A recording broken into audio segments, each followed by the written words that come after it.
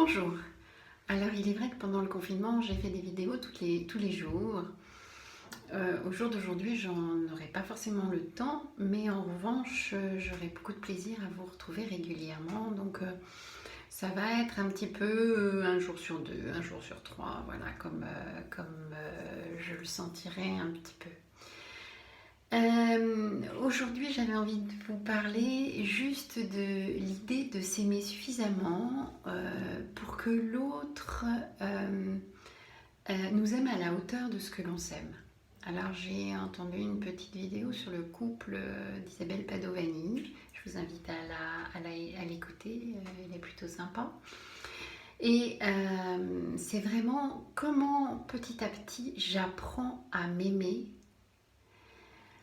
pour ne pas attendre que l'autre me rende heureuse, mais au contraire créer mon propre bonheur et l'offrir à l'autre. C'est-à-dire, c'est vraiment comment petit à petit j'apprends à être suffisamment en amour avec moi-même pour que l'autre ne soit que la cerise sur le gâteau et pas qu'il vous apporte la farine ou les œufs. Non, vous créez votre propre gâteau. C'est-à-dire que vous créez votre propre bonheur et vous l'offrez à l'autre.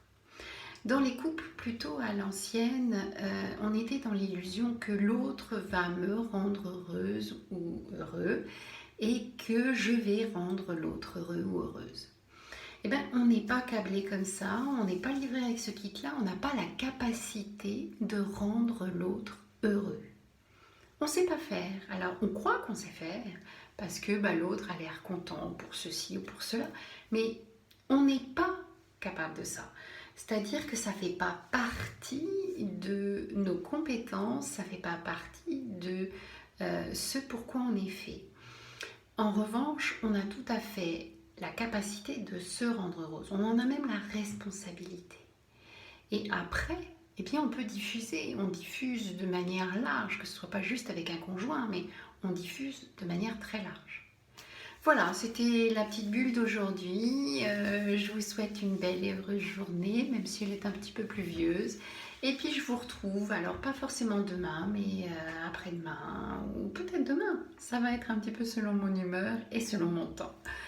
Voilà, je vous embrasse et vous pouvez me retrouver sur YouTube, Instagram et Facebook.